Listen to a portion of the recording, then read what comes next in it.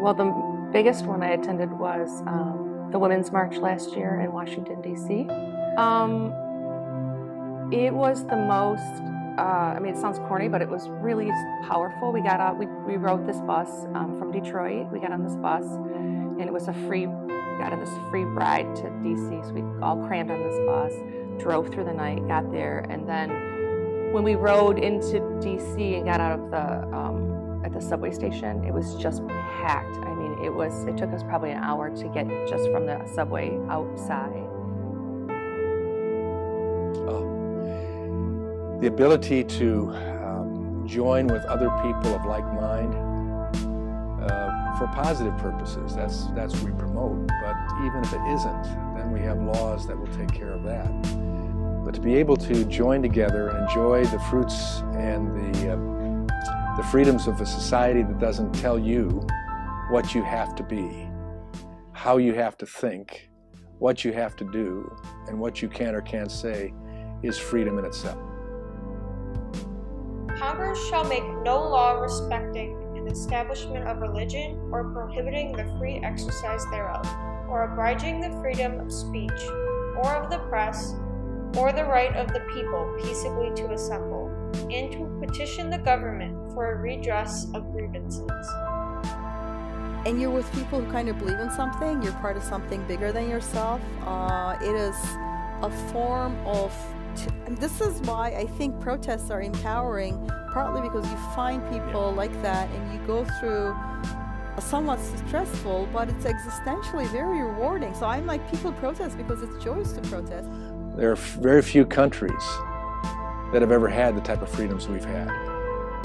Freedom of speech acts as a form of checks and balances that leads our country in the right direction. Where we've had people who have spoken strongly for the need of education, of an educated citizenry that isn't told this is what you will believe and this is all you're going to know, to a society that says the sky's the limit. There's the library, read it yourself, watch the news media.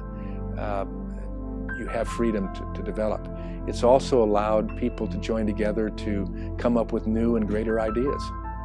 I think the ability to invent things and then to share those and have somebody say, no, it'd be a better way to do it this way, and to expand. Without freedom of speech, we wouldn't be able to express our views, and our country wouldn't be able to mold into a society that's ideal for our people.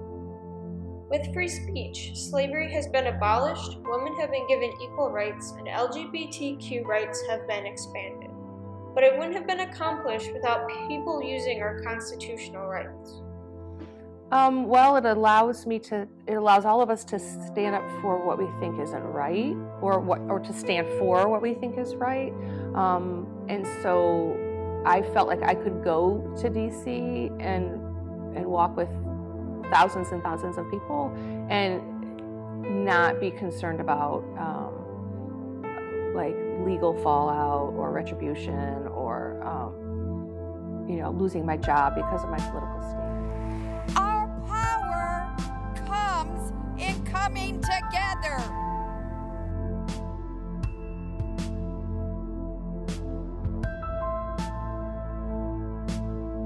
Do exactly what your government tells you to do, and you can trust no one. You can't trust your parents, you can't trust your kids. They might turn you in.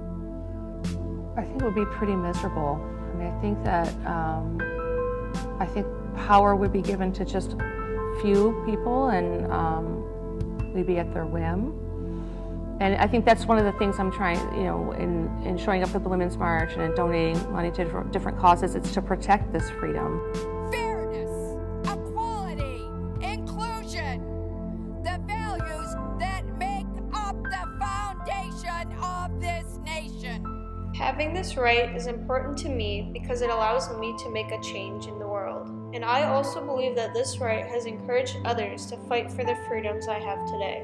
And because of that, this part of the Constitution is important to me.